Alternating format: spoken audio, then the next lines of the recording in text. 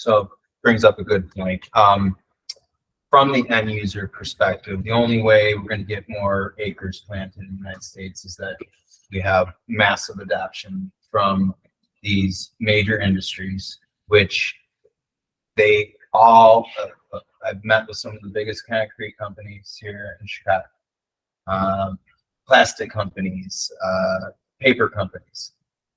The common theme that I always hear is, I would love to do this. We would love, because now we're starting to see some of these commodities be on par with some of these other, I mean, the price thing has gone up over the last couple of years. So, for example, the hemp wood, we got, it's a company out of Kentucky. They sell these hardwood hemp floors for around the same price as bamboo flooring. So you're seeing a lot of this go into new builds, and it's not cheap, but neither is bamboo. People are considering bamboo. They're going to look at this.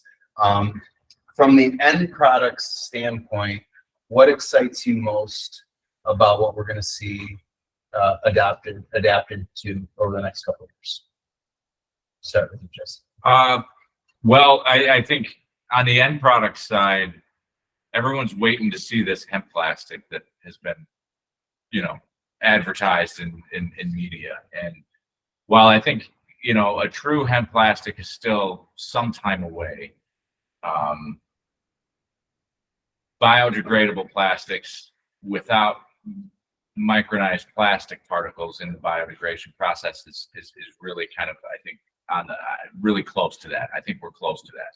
There's bioplastic manufacturers that are using hemp now, where we're not introducing microplastics back into the supply chain, whether it's through the compost system or whatever.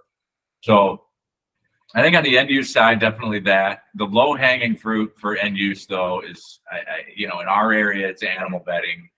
We have a large horse community and livestock community, so there's a lot of bedding opportunities, and insulation. So insulation right now, Ford Motor Company uses it in the headliners of their cars.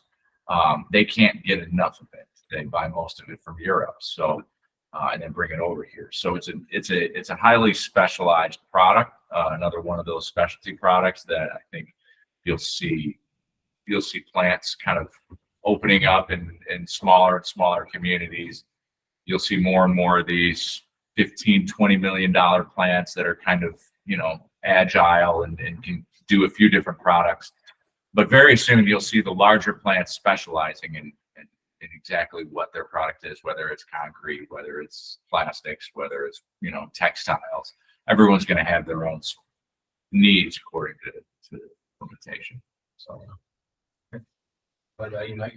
Yeah, I agree with everything Jesse said. I'm excited for the fact that the scale up, I think, is going to start going from these really niche products to being able to scale into some areas that where the volume will be there in the upcoming year, or will be a little bit this year and upcoming years. So some of these large scale opportunities that we talk about in the community, in this fiber community, that I think what's exciting is that they're actually starting to happen. You're starting to see it with orders that you're getting, that the actual demand is there. It's not a figment of everybody's imagination, and which is going to push the production side.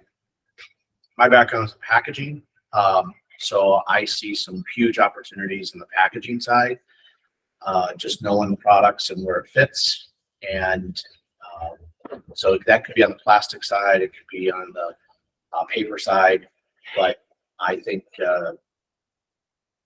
OEM, automotive, I think the packaging market, building construction is going to see some massive opportunities to move some products that are pretty exciting, and so.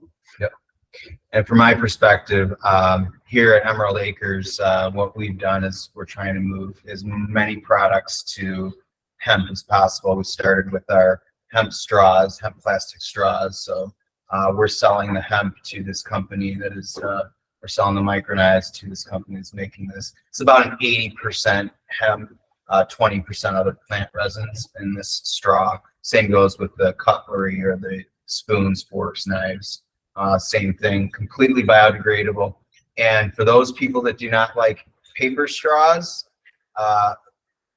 there's a pretty cool video out on the internet. It shows the decomposing of a paper straw within hours, and weeks later, this is still standing, and the paper straw is all melted. So that's exciting for us, hemp paper, and I mean, I think we're a ways off from providing to the concrete companies their consumption.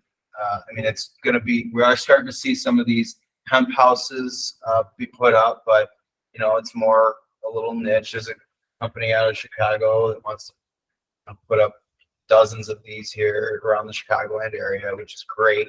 So steps in the right direction, but we need more Mike and Jesse's out there growing thousands of acres if we're going to start even just to satisfy just a little bit of that demand. So beautiful thing in an industry is an over demand, under supply, because we only have one way to go, and that's up.